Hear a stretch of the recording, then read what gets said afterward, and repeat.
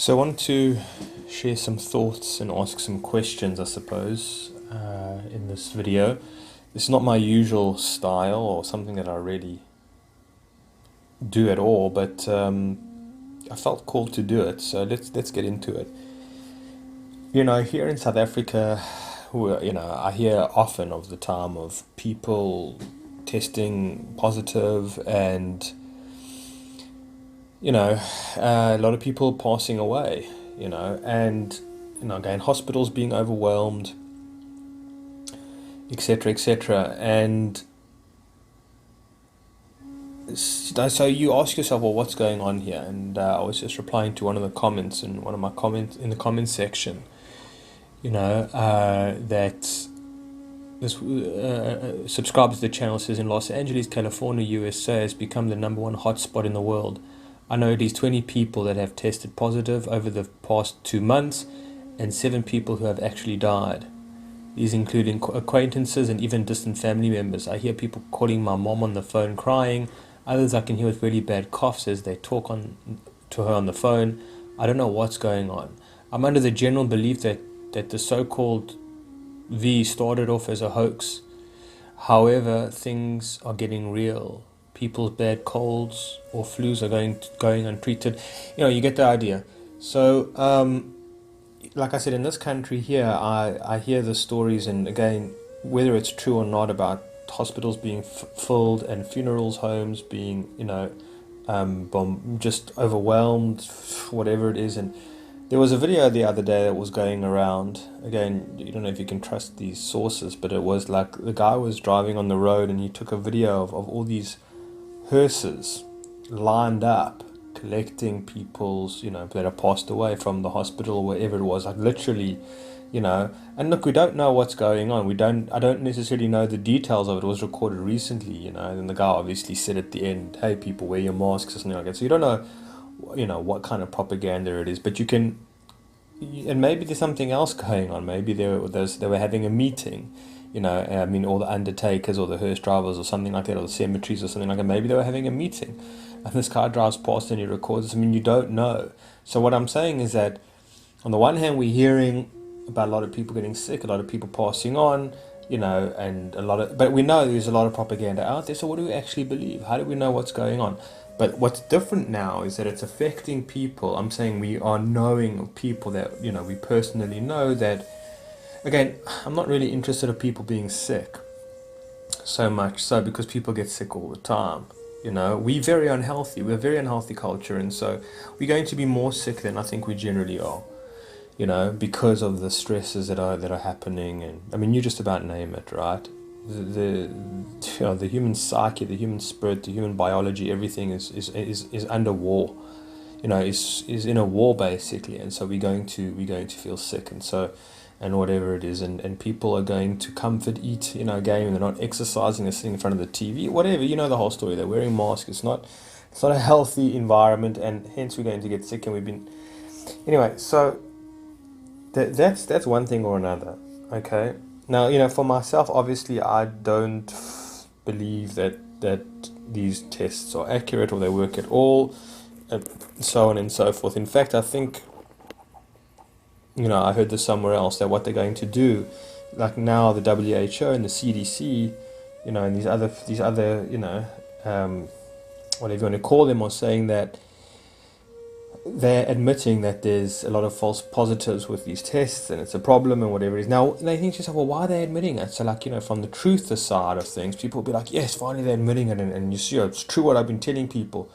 But they're doing it so that they'll probably come along and say, well, we realize that the magnitude on the test is too high, so the magnification is too high, and therefore it's picking up false positives. So what we want people to do is reduce it from, let's say, 300 over 3,000 magnitude, whatever, I'm not sure what it is, to a more of a reasonable one. And as soon as they do that, the cases are going to drop. So why would they do that? Well, they're rolling out the needle. You see, they're rolling out the needle. Now, if you ask me, I don't know if they even need to do that. I think it does help to lower the magnification in order to prove more of their case.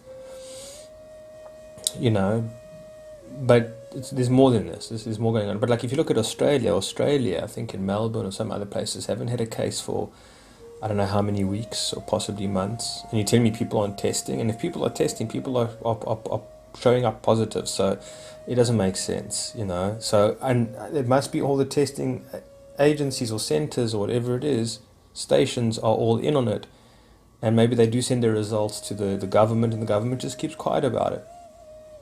I mean, how many doctors and nurses are keeping quiet about what is going on when they can see, like, you know, they know, they smell a rat, they feel it, they see it, they witness it in their patients that are dying because of the treatment that they're giving them is the incorrect type of treatment, and they're keeping quiet. Or they see in the newspaper, like even in the beginning, oh, the hospitals are overwhelmed, and, you know, they'll name the hospital and the nurse working there, the doctor working there, be like, it's not overwhelmed, what are these people doing? Oh, okay, maybe, you know.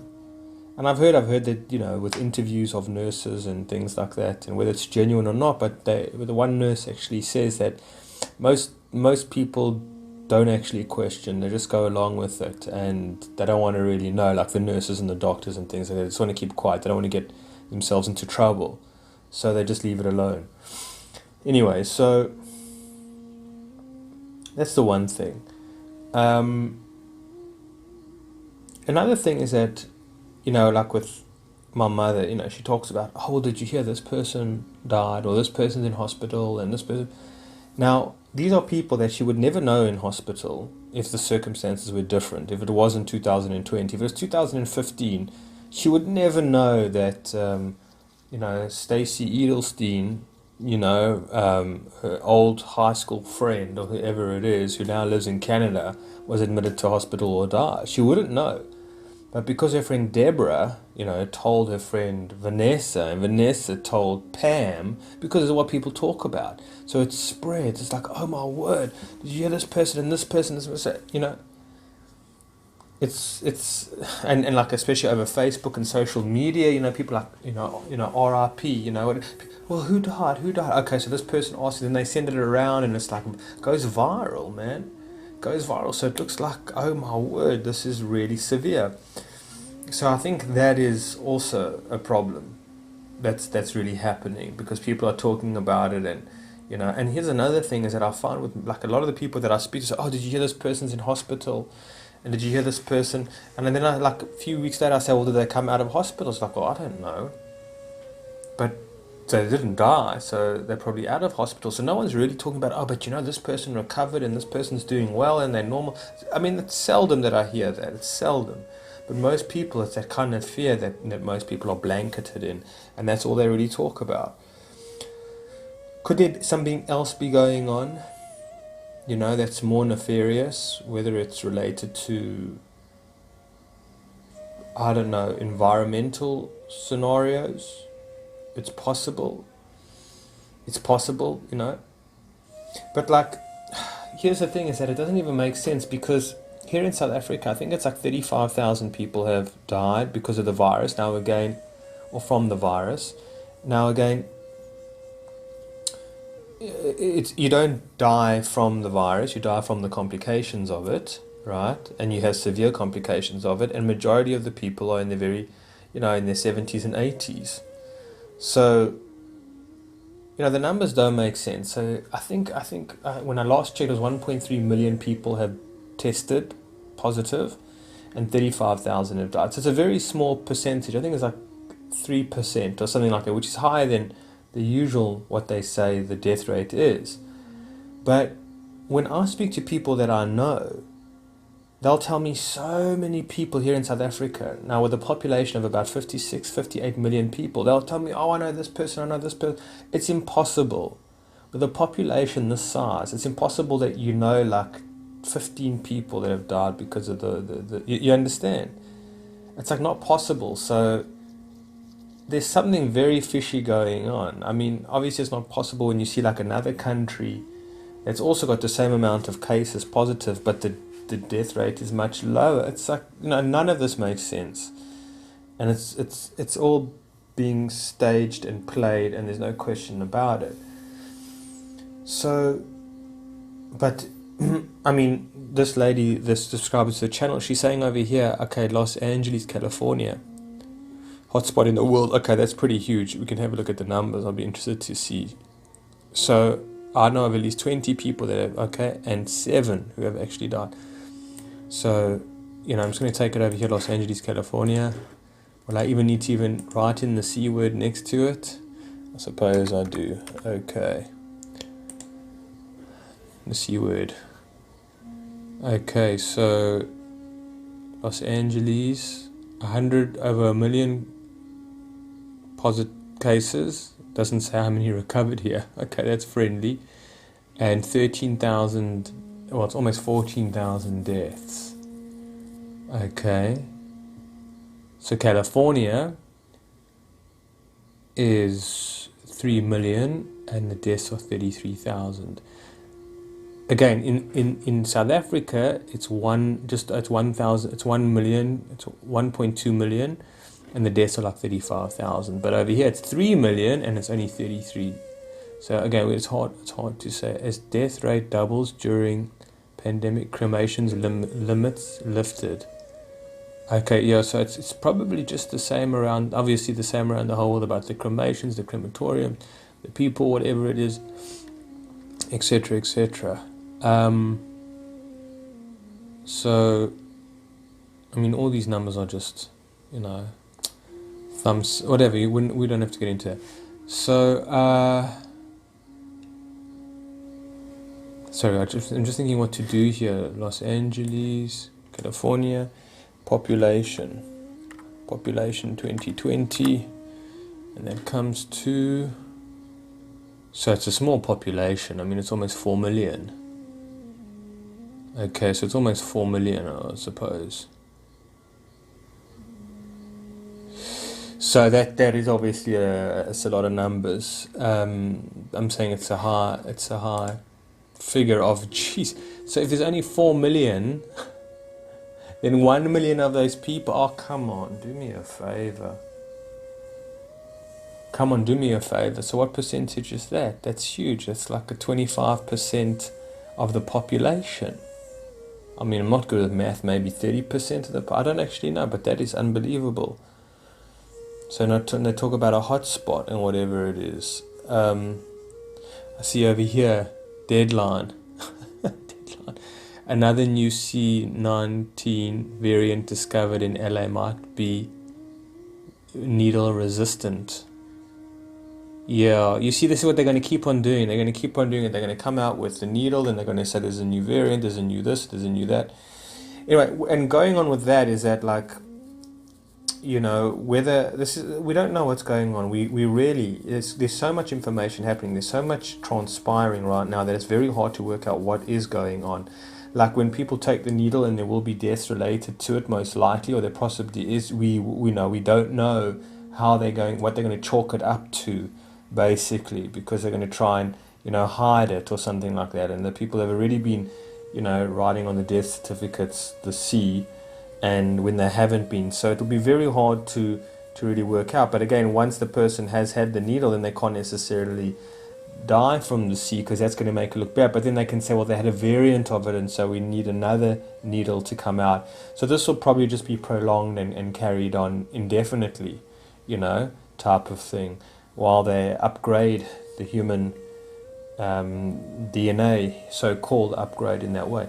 Anyway, we live in very unusual times, no question about it, and there's going to be multiple things happening at the same time, right? Because they're going to bring out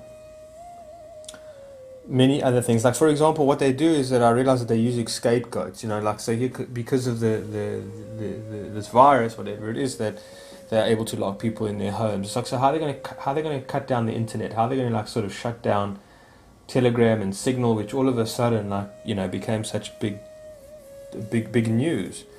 And I think it was deliberate. I think Facebook, well, it was part of Facebook, said on WhatsApp that they're going to start, you have to sign this agreement and we'll have sort of, access to information. It was like world news, and even my father was, saying about it, and he's moving over to Telegram, and my father, like, what for, And I realized, okay, so this is interesting. Well, what's going on here?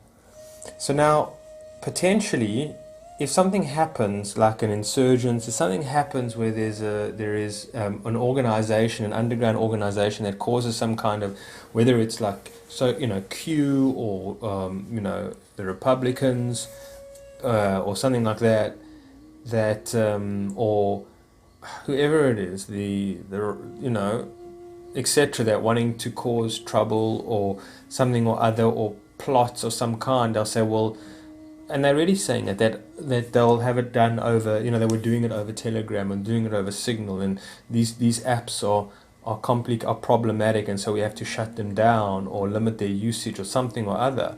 I don't know whether they can do it, but they'll make it that anybody who's using it is a conspiracy theory, and therefore we actually do need to have it censored.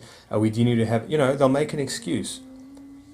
They'll make an excuse because of this insurrection that happens or something, whatever might happen coming in the near future, right? They'll blame it on, well, this is how they communicated through these resources. So then they're going to have to maybe shut them down, and there will always be, I'm sure, people starting up other ones, but they'll eventually, I don't know how it works. I'm not into the whole technocracy of the whole thing, but so what I'm saying is a lot of people will move back to WhatsApp, but then it'll be like, well, you have to sign this now because there's no alternative, or something like that, and then okay, well, now WhatsApp is going to be able to, again, any censor your words that you're using, your pictures, that whatever you're sharing, they'll just start censoring it straight away, and whatever it is, they'll first start and say, well, we're only using your information for advertising, but then they'll say, no, because of this that's going on, we need to surveillance the whole thing. We're using our algorithms that we use on YouTube and Facebook as it is to monitor all this is happening, whatever it is. So again, you see, that's why they brought out this whole virus story, so they could, it'd be the fall guy, for everything else. So then for the internet to take down the internet and more further censorship and further more control, they'll probably come up with some kind of T-Act, if you know what I mean, that has the word terror in it. Well, sort of, in a way, and I think that's what they'll do. Anyway, so I don't want to really continue more about this because it's unpleasant, and here in South Africa they're really talking about rolling out the needle, and people who from certain employment and companies that are employed are not going to be able to be employed if they don't get it. They're also talking about an app that you have to have it on your phone, and for your first shot. Then they'll have to track and trace you, and if you don't get your second shot, then they'll follow up with you. And then if you don't want to take it, you got to explain why, and you're going to go on their dashboard or whatever it is that they call it. And it's terrible. It's horrendous. It really is. It's ridiculous. And and eventually people will, I think, because again they're going to, who knows what they're going to do, but it's. And then it's hard because you say, well, if everybody woke up, if people woke up, they wouldn't get away with this. I agree. They wouldn't be able to get as far as they have, and they wouldn't be able to get it much further. But sadly, I don't know what to say. I was thinking about this, that they could have never performed this staged performance if it was say 10 years ago, because I think people were less overwhelmed. I think people were smarter than they are now. I think we've been hell of a dumbed down. I think we're very disassociated. We're very overwhelmed by technology. I think we're very codependent on the technology already. I think it has ruined our lives in a very big way, for the worst. We could have used it for the better, which I think a lot of people are doing online, such as ourselves, and most people are using it to for pleasure, distraction, status, or whatever it might be, distraction, numbing themselves off from reality, but just about name it. But they couldn't have pulled this off 10 years ago. I just don't think they could have. I'm saying the controllers, they just couldn't have. Because I think we had a little bit more integrity, we had a little bit more self-respect, and we would have smelt a rat. But now it's like, they've been hitting us hard with this sort of the binaries and the gender, the transes, genders, and the thises and the that's, and the moral and ethic breakdown of society and culture through the music and the movies and the television and the violence and the porn and whatever it might be, the chemicals in the foods and something like that. So They couldn't have done this, I don't think, any earlier on. I think they had to roll out the technology first and then everything else, and it's been staged and whatever it is. And so, they've been priming us, marinating, humanity to sort of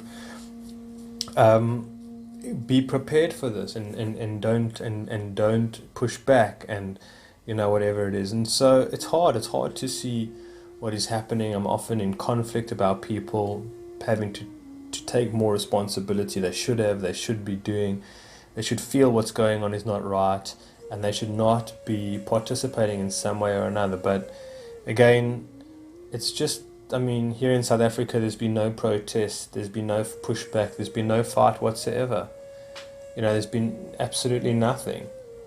And because it's a broken nation, and the spirit of the people are broken, and the priorities are broken, and I don't know what to say about it, but it just seems that, look, the needle hesitancy is very large, but we'll see if people cave, and it will be very hard. It will be very hard. And what do? Like when I go to these shopping centers and I see the tellers, like they're wearing a visor and a mask and a face mask, and I think, well, if they didn't want to wear it, they'd just get fired. And I feel sorry for these people, because they have to feed their families, they have bills to pay. I mean, what are you going to do? So people are just like, this is what they're doing to us, and I don't know. It's very hard to understand karmically what's going on, evolutionary what's going on. It's very hard to not be emotionally engaged by it, and somewhat overwhelmed by the fear and the frustrations of it all and whatnot. Anyways, there was more things. Obviously, there's so much more to be said on this, but like, I just think that there'll be a lot of souls checking out of the planet. I think departing. I really think so. And I think maybe that's by their own will, like subconsciously, in a way. I think it will also be because of the circumstances, of this reality, of the environments, the landscapes, the energy of the place, and again, the unhealthiness, the toxicity of it. I do think so. And there's always again the ascension, the transcendental happening that's part of this dimension. I mean, I don't know. I do feel, and I'll maybe do a video on this for myself at least, like, kind of feeling that I've not just done my time here, but I think I've understood and grown to the degree of which I need to, in a way. I mean, there's so much more to be good, to grow, obviously, but like, like when you've watched a movie and you didn't understand it the first time, and you go back and watch it again, or even a third time, a fourth time, a fifth time, and then you kind of not complete. I mean, I don't understand what's going on, but I can, sort of feel like I've outgrown it. I've watched it. I've understood enough about it, I think, and I made the most use of it, type of thing. And therefore, it's like, well, why watch it again? Why? Now, I know, I mean, there's so much more, but I don't know. I think maybe another movie another sort of mysterious movie, another type of adventure, in a way, is at hand here. And I think for ourselves, we're outgrowing, and I don't know how we're supposed to live in some kind of, dystopian nightmare, in a way, but which most people will feel very comfortable with, which is very alarming to understand. But for those who have their hearts on their sleeves, and their feet on the ground, and their head on their shoulders, then it's very disconcerting, and it's not easy to submit at all. And there's going to be some tough decisions that we need to be making, and we are in some kind of spiritual war. There's no question about it. But I don't know. Hopefully, the war has raged long enough whereby we hopefully are at the last sort of final blows of it, and we will leave it all behind some way or another. Alright, folks, I haven't even touched the tip of the iceberg. I'm sure there's so much more I could have said, and so much more that I've forgotten about, which I didn't take notes on. I was just inspired to do this talk as it was. I'm just thinking, yeah, I think that's about it for now. Alright, take care.